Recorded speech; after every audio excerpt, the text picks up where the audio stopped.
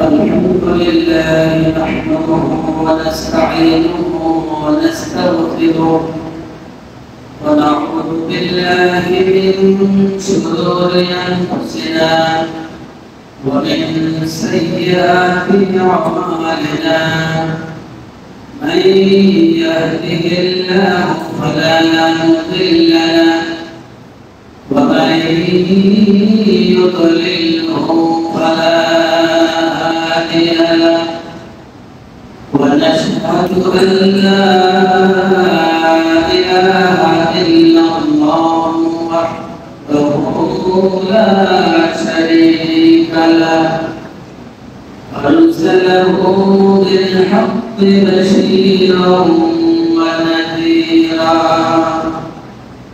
وداعيا إلى الله بإذنه وسراجا منيرا وقد قال الله تعالى في كلامه المجيد والقرآنه الحميد أعوذ بالله من الشيطان الرجيم بسم الله الرحمن الرحيم إن الصلاة كانت على المؤمنين كتابا موقوتا إن الله وملائكته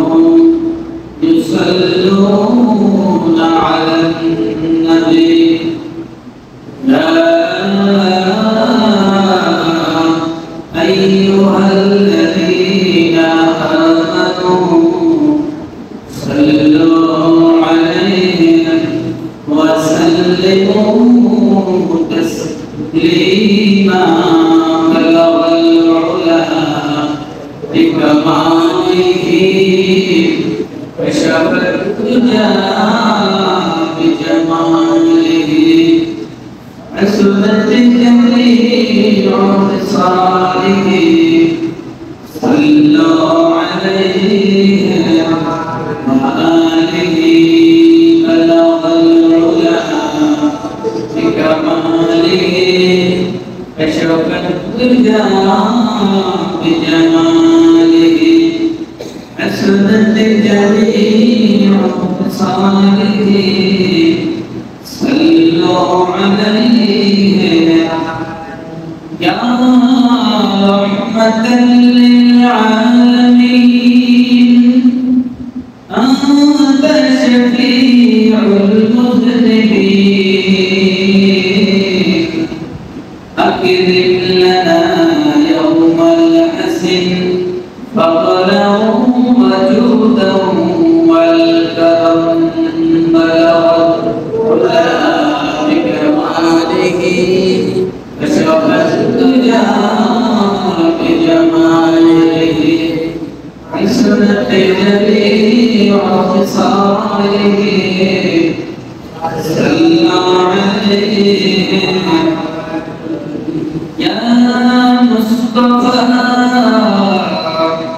يا مجتبى ارحم على عصياننا محبورة أعمالنا طمعا وذنبا وظلما بلغ العلا بكماله كشف الدجى بجماله عصمت جميع خصاله صلوا عليه جبريل القلم के मुस्तफा तुझे खुदा ने तलब किया भेजे खुदा और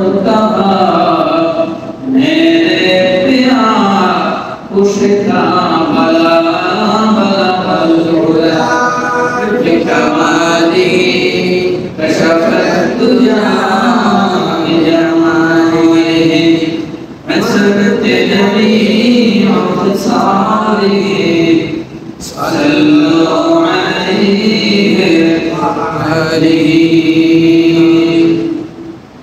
ला इलाहा इल्लल्लाह ला इलाहा इल्लल्लाह ला इलाहा इल्लल्लाह ला इलाहा इल्लल्लाह ला इलाहा इल्लल्लाह ला इलाहा इल्लल्लाह ला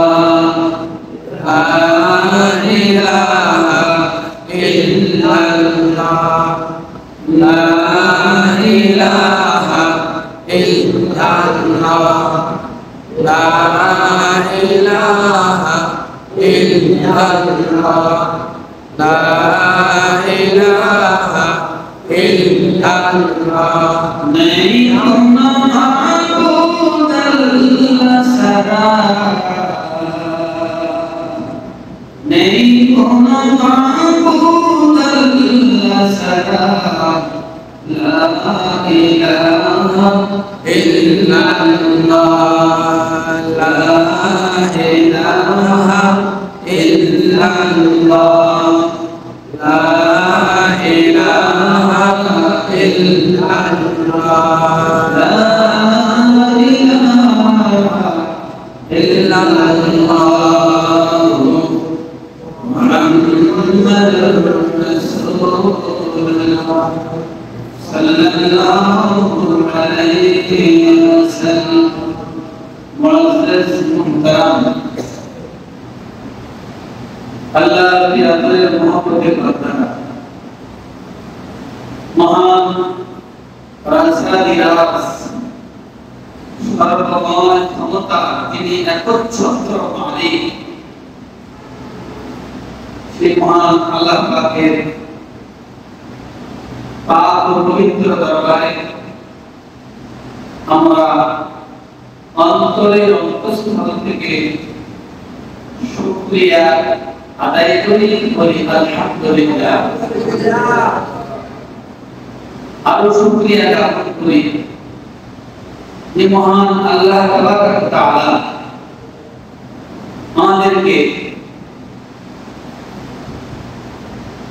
বেহেশতের বাগানে অবস্থান করে রাসূলুল্লাহ সাল্লাল্লাহু আলাইহি ওয়াসাল্লামের শান-সিফত সহ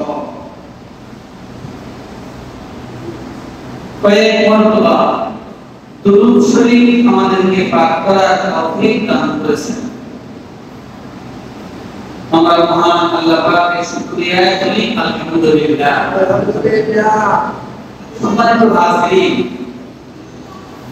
রাসূলুল্লাহ সাল্লাল্লাহু আলাইহি ওয়াসাল্লামের এই যে গুরু কীর্তন আমরা করলাম আল্লাহ ওয়া বিকামালিহি কাশাফাত দুজা বিজামালিহি হাসনাত জামিউ খিসালিহি, এই তিনটি চয়ন, তিনটি লাইন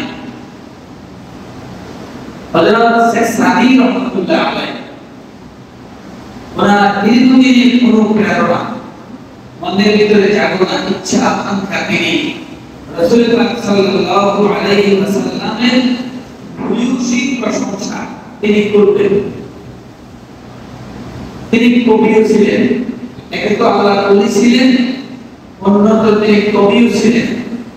ওনার কবিতার ভাষায় তিনি তিনটি ছন্দ লিখলেন রাসূলের প্রশংসা, রাসূলের কি গুণকীর্তন, তিনি এই তিনটি ছন্দ তিনি লিখলেন। বালাগাল উলা বিকামালিহি কাশাফাত দুজা বিজামালিহি হাসনাত জামিউ খিসালিহি, এই তিনটি লাইন লেখার পরে চতুর্থ লাইন, চতুর্থ বাক্যটা লেখার স্মৃতি আর জ্ঞান আর ওনার মধ্যে আসতেছে না। তিনটি লাইন লেখার পরে যেই লাইনটা দিয়ে তিনি কি হবে, এই বাক্যগুলো শেষ করবেন, এই চতুর্থ লাইনটা তিনি আর মিলাইতে পারতেছেন না। অস্থির, পরেশান, হয়রান হয়ে গেছে। তিনি পরিচিত, চতুর্থ লাইনটা তিনি কিভাবে লিখবেন, কিভাবে দিকটা দিবেন, সেই জ্ঞান কোনার মধ্যে আর আসতেছে না। অনেক পরেশান, হঠাৎ গভীর রাত্রিতে হযরত শেখ সাদিক রহমাতুল্লাহ আলাইহি তিনি রাসূল পাক সাল্লাল্লাহু আলাইহি ওয়াসাল্লামের জিয়ারত আল্লাহ পাক তিনাকে নসিব করাইলেন। সকল আলহামদুলিল্লাহ। শেখ সাদিক রহমাতুল্লাহ আলাইহি তিনি স্বপ্নে রাসূল পাক সাল্লাল্লাহু আলাইহি ওয়াসাল্লামের জিয়ারত লাভ করলেন। রাসূল পাক সাল্লাল্লাহু আলাইহি ওয়াসাল্লাম বললেন, এই সাদিক, তুমি কি নিয়ে পরেশান? কেন তুমি এত অস্থির? কেন তুমি এত পরেশান, হয়রান হয়ে আছো? হযরত আল্লামা শেখ সাদিক রহমাতুল্লাহ আলাইহি বলেন, ইয়া রাসূলুল্লাহ, ইয়া হাবিবাল্লাহ, আমি আপনার প্রশংসাকে লিখতে গিয়ে তিনটি চরণ, তিনটি লাইন আমি লিখলাম, কিন্তু শেষ লাইনটা আমার কি দিয়ে, কি বাক্য দিয়ে আমি এই কবিতার লাইনগুলো আমি শেষ করব, সেটা আমার জেহানে আসতেছে না। রাসূল পাক সাল্লাল্লাহু আলাইহি ওয়াসাল্লাম বলেন, সাল্লু আলাইহি, তুমি এই বাক্য দিয়া তোমার কবিতার লাইনটা তুমি শেষ করে দাও। সুবহানাল্লাহ। এই লাইনটা তুমি কি করো, তোমার মনে যে আকুতি, মনের ভিতরে তুমি যে রাসূলের গুণগান গাইলা, এটা তুমি এই বাক্যটাকে উত্তর শেষ করে দাও। সুবহানাল্লাহ। বান্দা আন্তরিকতার সাথে যদি কোনো কিছু কামনা করে, চায়, আন্তরিকতার সাথে অন্তরের অন্তঃস্থল থেকে, তবে সেটা আল্লাহ পাক শুনেন কি শুনেন না বলে, আল্লাহ পাক শুনেন। সম্মানিত হাজিরিন, আমরা আজকে হলো সফর মাস, 3 তারিখ, প্রথম জুমা। মুহররম আমাদের থেকে বিদায় নিলেন। মুহররমের পরের মাস হলো কি সফর। সফরের পরের মাস হলো রবিউল আউয়াল। সুবহানাল্লাহ। এই সফর মাসের আজকে হলো 3 তারিখ, প্রথম জুমা সফর মাসে।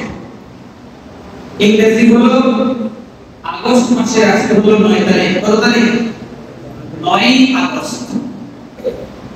আর শ্রাবণ মাসের আজকে হলো 25 তারিখ, 25শে শ্রাবণ বাংলা। আমরা একটু আলোচনা করব। আমাদের আজকে আলোচ্য বিষয় হলো নামাজ এবং নামাজের ফজিলত সম্পর্কে। নামাজের ফজিলত সম্পর্কে আমাদের আজকে আলোচনা। আমি আপনাদের খেদমতে ছোট্ট একটা আয়াতে কারিমা কিছু অংশ তেলাওয়াত করেছি। ইন্নাস সালাতা কানাত আলাল মুমিনিনা কিতাবান মাওকুতা। মহান আল্লাহ তাআলা এই আয়াতে কারিমার মাধ্যমে সারা পৃথিবীতে যারা ঈমানদার মুমিন আছেন তাদেরকে আল্লাহ পাক রব্বুল আলামিন জানাচ্ছেন, ইন্নাস সালাতা, নিশ্চয়ই নামাজ, কানাত আলাল মুমিনিনা কিতাবান মাওকুতা, 5 ওয়াক্ত নামাজ সুনির্দিষ্ট সময় আদায় করা প্রত্যেক মুমিন মুমিনাতের উপর ফরজ। সুবহানাল্লাহ। 5 ওয়াক্ত নামাজ সুনির্দিষ্ট সময়। প্রত্যেকটি নামাজের একটা কি আছে? সময় আছে, ওয়াক্ত আছে। আল্লাহ পাক ওয়াক্ত করে দিয়েছেন, সময় দিয়ে দিয়েছেন।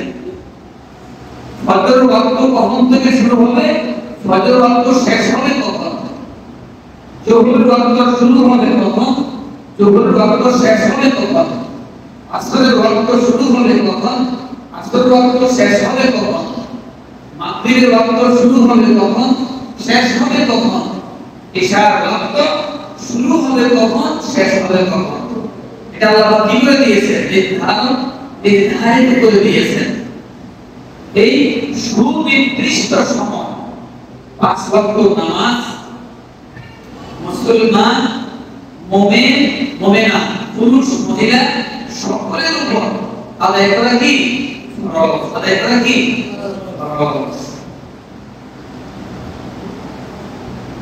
হাদিস শরীফের ভিতরে রাসূল পাক সাল্লাল্লাহু আলাইহি ওয়াসাল্লাম ইরশাদ করেন وعن عبد الله بن عمرو بن عاص رضي الله تعالى عن النبي صلى الله عليه وسلم أنه ذكر الصلاة يوما فقال من حافظ عليها كانت له نورا وبرهانا ونجاة يوم القيامة ومن لم يحافظ عليها لم تكن له نورا ولا برهانا ولا نجاة وكان يوم القيامة مع قارون وفرعون وهامان وأبي بن خلف رواه أحمد والبيهقي. حضرت عمرو بن عاص আব্দুল্লাহ ইবনে আমর ইবনে আস রাদিয়াল্লাহু তাআলা থেকে বর্ণিত রাসূল পাক সাল্লাল্লাহু আলাইহি ওয়াসাল্লাম ইরশাদ করেন যে ব্যক্তি 5 ওয়াক্ত নামাজের ইবাদত করবে, 5 ওয়াক্ত নামাজের কি করবে বলেন?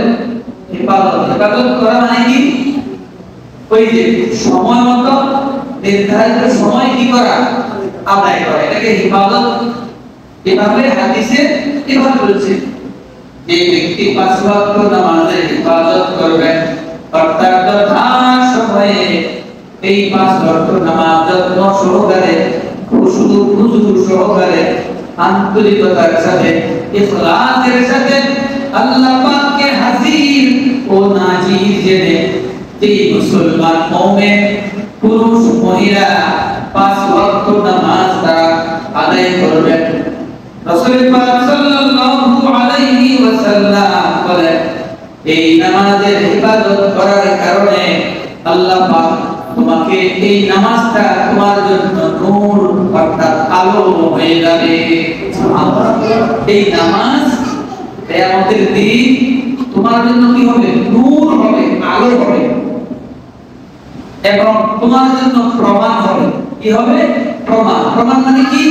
আমার আপনার জন্য সাক্ষী দিবে। সুবহানাল্লাহ বলেন। এই যে এখন জুমার ওয়াক্তে, জোহরের ওয়াক্তে, শুক্রবার দিন জুমার নামাজের জন্য আল্লাহ বান্দা গোসল করে সুন্দর পরিষ্কার পরিচ্ছন্ন পাক পবিত্র জামা কাপড় পরে মসজিদের দিকে আপনার গমন, আপনার কদম মসজিদে আপনি জুমার নামাজ আদায় করবেন।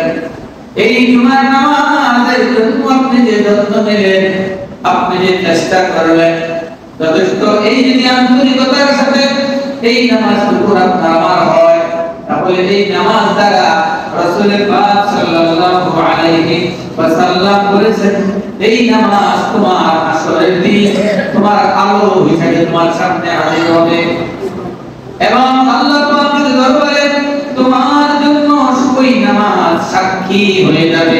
বলেন সুবহানাল্লাহ। সাক্ষী, প্রমাণ এবং মুক্তি উপায় হয়ে যাবে। সুবহানাল্লাহ, সুবহানাল্লাহ। এই নামাজের দ্বারা কি নামাজের কি হবে? মুক্তি হবে, নাজাত হবে। সুবহানাল্লাহ, সুবহানাল্লাহ। এই নামাজের প্রতি আমাদের সচেষ্ট হওয়া দরকার আছে কি নাই বলেন? তো জুমার দিনে যারা আসলেন করল, এরপরে জুমার পরে আসর ওয়াক্ত না, আসর পরে মাগরিবের ওয়াক্ত আরো কম, মাগরিবের পরে এশার ওয়াক্ত কি আরো কম এবং ফজরের ওয়াক্তে তাহলে দ্বন্দ্বটা কেমন হইল? এই নামাজের প্রতি আমার আপনার দ্বন্দ্বটা কই? সেহারা শুরুতে এক বুঝাই তো আমি মুসলমান, এই পরিচয় কি হবে না। আমলের ভিতরে, কাজের ভিতরে আল্লাহ পাকের আনুগত্য থাকতে হবে। রাসূল করিম সাল্লাল্লাহু আলাইহি ওয়াসাল্লাম আরো ইরশাদ করেন, ইবনে ওমর রাদিয়াল্লাহু তাআলা আনহু থেকে হাদিস বর্ণিত, قال قال رسول الله সাল্লাল্লাহু আলাইহি ওয়াসাল্লাম, বুনিয়া ইসলামু আলা খামসিন, ইসলাম নামক এটা 5টি স্তম্ভের উপর প্রতিষ্ঠিত, বলেন সুবহানাল্লাহ। বুনিয়া ইসলামু আলা খামসিন, খামস মানে কত? 5। কত? ইসলাম নামক এই প্রাসাদ 5টি স্তম্ভের উপর, 5টি খুঁটির উপর আল্লাহ পাক প্রতিষ্ঠিত করেছেন। এই 5টি স্তম্ভের ভিতরে প্রথম স্তম্ভটা হলো শাহাদাতি আল্লা ইলাহা ইল্লাল্লাহু ওয়া আন্না মুহাম্মাদান আবদুহু ওয়া রাসূলুহু। এর 1 নম্বর খুঁটিটা হলো আল্লাহ তাআলার ভক্তি করা। আমি সাক্ষ্য দিতেছি আল্লাহ ছাড়া কোনো ইলাহা নাই, কোনো মাবুদ নাই, ইবাদত করার আর দ্বিতীয় কেউ নাই। এরপরে মুহাম্মদুর রাসূলুল্লাহ সাল্লাল্লাহু আলাইহি ওয়াসাল্লাম আল্লাহর প্রেরিত বান্দা এবং রাসূল। সুবহানাল্লাহ। এটা হলো এই 5টি স্তম্ভের ভিতরে কি এই আসল খুঁটিটা হলো এটা। 2 নম্বর খুঁটি রাসূল পাক সাল্লাল্লাহু আলাইহি ওয়াসাল্লাম বলেন, ওয়া ইকামিস সালাহ, কি করা? নামাজের জন্য সচেষ্ট হওয়া। ইমানের পর্ব 2 নম্বর খুঁটি, 2 নম্বর আমল হলো কি? 5 ওয়াক্ত নামাজ আমার আপনার উপরে ফরজ। এই 5 ওয়াক্ত নামাজের প্রতি কি আন্তরিকতা সহকারে যথাসময়ে 5 ওয়াক্ত নামাজ আমরা আদায় করা 2 নম্বর হুকুম, 2 নম্বর খুঁটি। 3 নম্বর হলো রাসূল করিম সাল্লাল্লাহু আলাইহি ওয়াসাল্লাম বলেন, ওয়া ইতাইজ যাকাত, যদি মালদার হয়ে থাকি, অর্থশালী হয়ে থাকি, ওই মালের যাকাত আমার আপনার উপর হয় ফরজ। যাকাত দেওয়া কি মালদার ধনী ব্যক্তিদের উপর ফরজ। 4 নম্বর হলো যদি হজ, হজ যদি আমার আপনার উপর ফরজ হয়, আমার আপনার উপর যদি হজ করা যদি ফরজ হয়, তাহলে অবশ্যই যে হজ আমাকে আপনাকে পালন করতে হবে। 4 নম্বর খুঁটি, 4 নম্বর স্তম্ভ। 5ম নম্বরে হলো বছরে একবার একটি মাস আমার আপনার সামনে আসে, বছরনি রমাদান, রমজান শরীফের রোজাগুলো পালন করা। এটা হলো ইসলাম নামক এই প্রাসাদের 5টা কি স্তম্ভ। 1 নম্বরটা হলো আল্লাহ পাকের উপর ঈমান আনা, মুহাম্মদ রাসূলুল্লাহ সাল্লাল্লাহু আলাইহি ওয়াসাল্লাম আল্লাহর বান্দা ও রাসূল, এর উপরে কি করা? ঈমান আনা এবং রাসূলের আদর্শ সাথে সাথে কাজ হলো ইকামিস সালাহ, নামাজ কায়েম করা। নামাজ কি করা? নামাজ প্রতিষ্ঠিত করা, নামাজ পড়ানো। সালাত মানে কি? নামাজ। কিন্তু নামাজ হলো বাংলা ভাষা, এটা পার্সি ভাষা নামাজ বলা হয়, কিন্তু আমরা তো বাংলা ভাষা হিসেবে এটা কি করছি? নামাজ বললেই সকলে চিনি, সকলে জানি। নামাজ কিন্তু আদায় করা না, নামাজ পড়া না, নামাজ হলো প্রতিষ্ঠিত করা। শুধু যদি পরিবারের মধ্যে আমি শুধু নামাজ পড়লাম তা হবে না। শুধু পরিবারের মধ্যে আমার জনসংখ্যা হলো 6 জন, 5 জন 6 জন 3 জন কম বেশি, এই পরিবারের ভিতরেও নামাজটাকে প্রতিষ্ঠিত করতে হবে। আমি নামাজ পড়লাম আর পরিবারের কারো কোনো খবর রাখলাম না, তারা হবে না, তারা হবে না। নামাজ প্রতিষ্ঠিত হওয়া মানে নামাজ কায়েম করা। নামাজ কি করা? কায়েম করা, জারি রাখা। আমি নামাজ পড়লাম কিন্তু আর পিছনে পিছনে নামাজকারী আমি বানাইতে হবে নাকি? হবে না, কথা বলেন না, বুঝেন নাই? ওই দিন বৃষ্টির মধ্যে সকালবেলা একটু ভিতর দিকে গেলাম, গত কয়েকদিন আগে বৃষ্টি হয়েছিল, আরো সকালবেলা তারপরও 8টার কম না, 8টার পর হবে। কিন্তু যাইতে দেখলাম বহু দরজা লক করা, বহু দরজা লক, বহু লক তো হচ্ছে না, বুঝলেন না? এমন ভাবে বন্ধ দেখি খোলা হয়ে নেই, মানে ঘুম আর ঘুম, খবর নাই। কাছে এরকম আছে কথা কথা আয় বৃষ্টি আইলে কি কর, নামাজ লাগবো না নাকি? লাগবো না, নামাজ লাগবো না।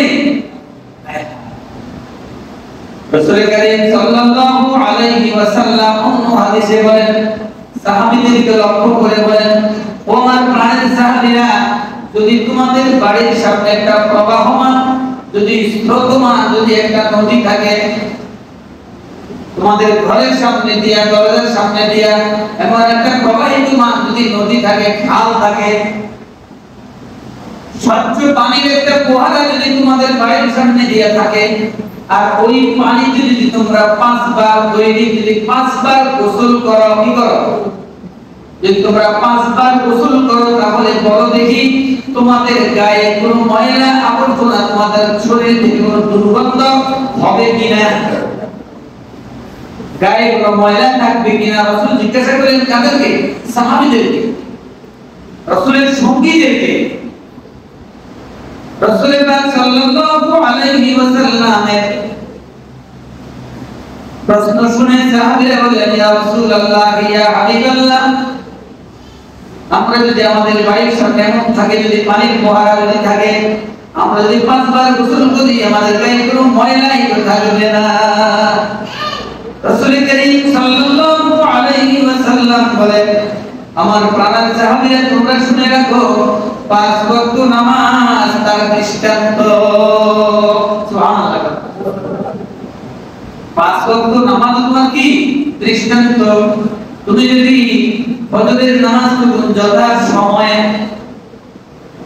আল্লাহ পাকের ভয় ও মহব্বত নিয়ে ফজরের নামাজ তুমি পড়লা, মনে মনে অন্তরে পোষণ করলা, আল্লাহ আপনি আমাকে জোহরের নামাজ পড়ার জন্য তৌফিক আপনি আমাকে দান করিয়েন, এই ইচ্ছা পোষণ রাখলেন। জোহরের ওয়াক্তে আপনি জোহরের নামাজে আসলেন, এর মধ্যবর্তী সময়ে কথাবার্তা চালচলন, আপনার কর্মের দ্বারা যদি কোনো প্রকার ভুল ত্রুটি যদি হয়ে থাকে, জোহরের নামাজ আদায় করার পরে আল্লাহ পাক রব্বুল আলামিন এই মধ্যবর্তী সময়ের গুনাহগুলো আল্লাহ পাক মাফ করে দিবে। রাসূল কারীম সাল্লাল্লাহু আলাইহি ওয়াসাল্লাম তাই বললেন, 5 ওয়াক্ত নামাজ যে ব্যক্তি কি করবেন, যথাযথভাবে যথা সময়ে আদায় করবেন, এই 24 ঘন্টা 5 ওয়াক্ত নামাজের দ্বারা 24 ঘন্টার গুনাহগুলো আল্লাহ পাক মাফ করে দিবেন। এমনি ভাবে প্রতিদিনের নামাজ যে ব্যক্তি আদায় করবেন, তার আমলনামায় কোনো গুনাহ রইল না, ওই বান্দা গুনাহবিহীন অবস্থায় দুনিয়া থেকে চলে যাবে। সুবহানাল্লাহ। রাসূল কারীম সাল্লাল্লাহু আলাইহি ওয়াসাল্লাম অন্য হাদিসে বলেছেন, যে ব্যক্তি এরকম 5 ওয়াক্ত নামাজের প্রতি যত্নবান হবে, 5 ওয়াক্ত নামাজের হিফাজত করবে, 5 ওয়াক্ত নামাজ নিজের কর্মের ভিতরে কি করবেন, গেঁথে নেবেন, মহব্বত সহকারে 5 ওয়াক্ত নামাজের আমল যেই বান্দা বান্দি করে নেবেন, আল্লাহ পাকের পক্ষ থেকে রাসূল সাল্লাল্লাহু আলাইহি ওয়াসাল্লাম বলেছেন, ওই বান্দা বান্দির জন্য 5টা পুরস্কার আল্লাহ পাক রেখে দিয়েছেন। বলেন সুবহানাল্লাহ। কয়টা পুরস্কার? 5টা পুরস্কার। কমনি 5টা পুরস্কার কথা কমনি।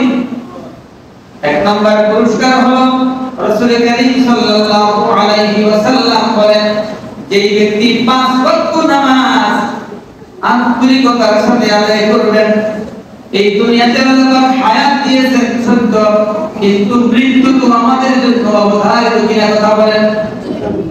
এই যে মৃত্যু নামক যে অবস্থাটা, রাসূল কারীম সাল্লাল্লাহু আলাইহি ওয়াসাল্লাম বলেন, 5 ওয়াক্ত নামাজের হিফাজতকারীকে আল্লাহ পাক মৃত্যু যন্ত্রণা দিবে না। সুবহানাল্লাহ। তার মৃত্যুর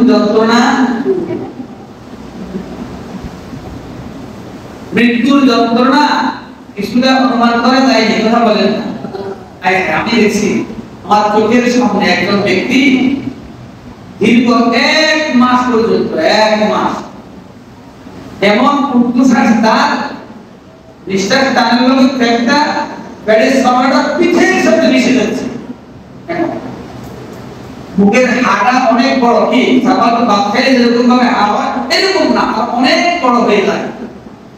এই নিঃশ্বাস টানার লগে পেটের সময়টা পিঠের সাথে লাগি যায়, আর মুখটা অনেক বড় হয়ে যায়, চোখগুলো অনেক তাড়াতাড়ি হয়ে যায়। মানে চেহারার দিকে তাকালে কি লাগে? ভয় ভয় ভয়, শঙ্কা দেখা যায়। এভাবে দীর্ঘ 1 মাস প্রায়, এরপরে তার কি হয়েছে? মৃত্যু হয়েছে। আর এই যে যদি কোন ব্যক্তি ওই লোকটাকে যদি ভালোভাবে দেখে থাকে, তাহলে মৃত্যুর যন্ত্রণা যে আছে এটা কি আছে? বিশ্বাসে আছে। এই মৃত্যুর যন্ত্রণা রাসূল কারীম সাল্লাল্লাহু আলাইহি ওয়াসাল্লাম বলেছেন যে ব্যক্তি 5 ওয়াক্ত নামাজের প্রতি যত্নবান হবে, 5 ওয়াক্ত নামাজের প্রতি আন্তরিকতা সহকারে 5 ওয়াক্ত নামাজ পড়বেন, ওই ব্যক্তিকে আল্লাহ পাক যে পুরস্কার করবেন, প্রথম পুরস্কারই তার জন্য মৃত্যুর যন্ত্রণা আল্লাহ পাক দূর করে দিবেন। পুরুষদের মধ্যে অনেকে আছে এই 5 ওয়াক্ত নামাজের মধ্যে যোহর আসর গুলো এমনিতেই শেষ করে দেয়, কাজকর্ম করলে কাজকর্মের অজুহাতে যোহর নামাজ শেষ, আর আসরের নামাজ বাজারে যাওয়া আসার ভিতরে আসরের নামাজ কি শেষ, কোনো খবরই নাই। মহিলাদের ভিতরে অনেক মহিলা আছেন যে মহিলা বাচ্চা ছেলে সন্তান ছোট আছেন, বাচ্চা কাপড় চোপড়ে বস্ত্র পায়খানা করে দিয়েছে, এই অজুহাতে ফজরের নামাজ কি শেষ, ফজরের নামাজের খবর রাখে না, ছেলে মেয়ে বস্ত্র পায়খানা করে দিয়েছে, কোন সময় উঠবো গোসল করবো নামাজ পড়বো, এই অজুহাতে ফজরের নামাজ পড়ে না। অনেক মহিলা আছেন মাগরিবের ওয়াক্তে কি গরু বাছুর আছে, হাঁস মুরগি আছে, কি কর হাঁস তো এমন একটা কি প্রাণী সহজে মালিকের কথা শুনে না, ওই সময় হাঁস মুরগির উপরে শয়তান ভর করে, ওই সময় এই মাগরিবের ওয়াক্তে হাঁস মুরগির উপরে কি করে শয়তান ভর করে ওই পরিবারের মহিলাদেরকে হাঁস মুরগি আমাদের পিছনে লাগায় দেয়, মুরগি এদিকে দৌড়ান দিলে ওইদিকে যায়, হাঁস এইদিকে বাড়ি বাঁধলে ওইদিকে যায়, সময়টা মাগরিবের নামাজের ওয়াক্ত সময়টা কম, এই সময়টা তার মুরগি হাঁস ধরার ভিতরে শেষ করে দেয়।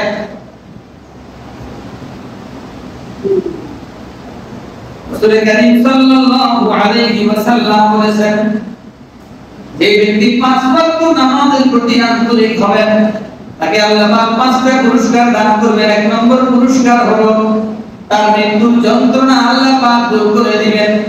মৃত্যুর পরবর্তী সময় ওই লোকটাকে গোসল দিয়া কি আমরা খাটের মধ্যে তুলে কবর নামক গর্তের মধ্যে আমরা রেখে দেব। এই গর্তের মধ্যে রেখে দিলেই শেষ নয়, সেখানে আবার আমাকে আপনাকে চিন্তা করবেন নাকি করবেন না বলেন? ওই অবস্থানের ভিতরে কিয়ামত পর্যন্ত আমার আপনার থাকা ওই কবরের মধ্যে, সেখানে কারো কারো কবর বেহেশতের বাগান হবে, আবার কারো কারো কবরটা জাহান্নামের একটা কি দুজকের একটা গর্ত হয়ে যাবে। রাসূল কারীম সাল্লাল্লাহু আলাইহি ওয়াসাল্লাম বলেছেন 5 ওয়াক্ত নামাজের প্রতি ওই সচেষ্টন ব্যক্তি আল্লাহ পাক তাকে কবরে আযাব দিবে না, তার কবরে আযাব হবে না। হাদিস শরীফের ভিতরে এমন আছে যে ব্যক্তি নামাজের প্রতি এমন আন্তরিক হয়ে গিয়েছেন, দুনিয়ার মধ্যে 5 ওয়াক্ত নামাজের যত কাজ করার যত অস্থিরতা যত কিছু থাকুক না কেন, ওই বান্দা বান্দি নামাজ ছাড়ে না। এমন ব্যক্তি যখন কবরে যাবে, কবরে যে যখনই যাবে, যার যখনই কবরে তাকে দাফন করবে, কিন্তু কবরে গেলে সময়টা হবে আসরের শেষ মাগরিবের ওয়াক্ত। কথাটা কি বুঝাইতে পারছি বলেন? এবার যদি সকাল 9টা আমাকে মাটি দেয়, রাত্রে 12টা যদি দুনিয়া হিসাবে আমাকে কি করে মাটিতে, কিন্তু কবরে যাওয়ার পরে আমি আপনি আমরা দেখবো সময়টা কখন আসরের শেষ মাগরিবের ওয়াক্ত। এই সময় দুনিয়ার মধ্যে যে ব্যক্তি নামাজের প্রতি এমন আন্তরিকতা তার ছিল, ফেরেশতারা তাকে প্রশ্ন করতে আসবে, তিনটা প্রশ্ন করবে, কিন্তু ফেরেশতার প্রশ্নের দিকে ওই বান্দা বান্দি খেয়াল করবে না। ওই বান্দা বান্দি বলবে, ও ফেরেশতারা সময় চলে যায়, দেখো না তুমি সূর্য ডুবে ডুবে যায়, আমাদের মাগরিবের ওয়াক্ত, আমি নামাজ পড়তে হবে, আমাকে নামাজ পড়ার জন্য সময় দাও।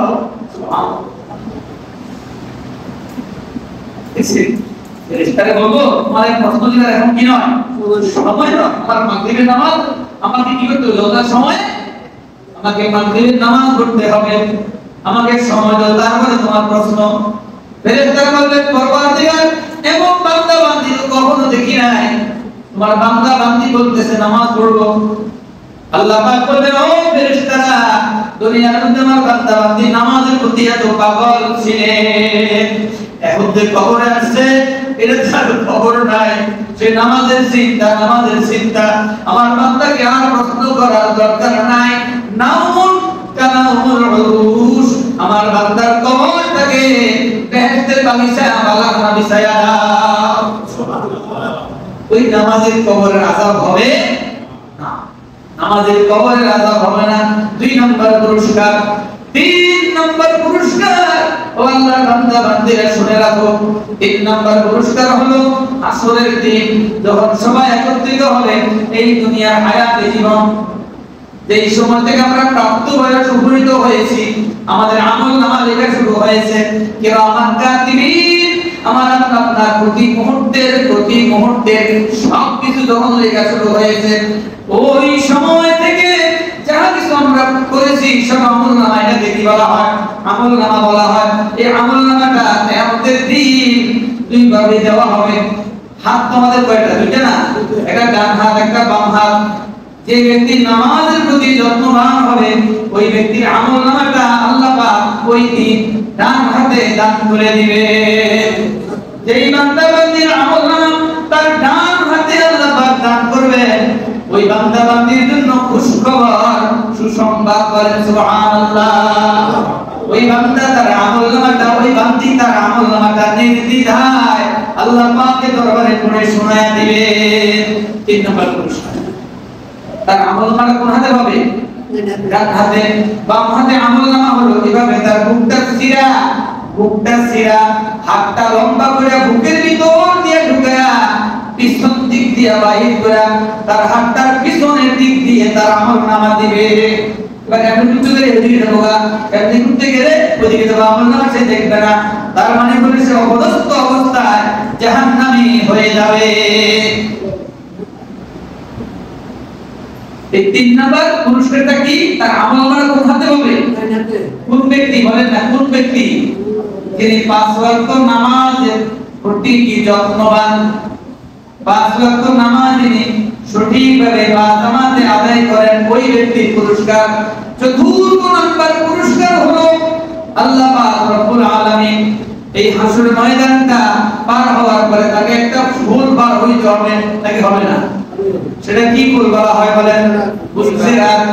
30,000 বছরের রাস্তা, একদিন 2 দিন নয়। কত বছরের? 30,000 বছরের রাস্তা।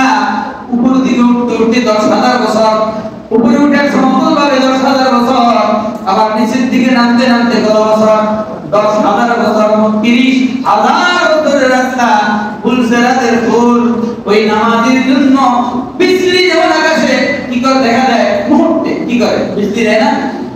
আমরা কি করি?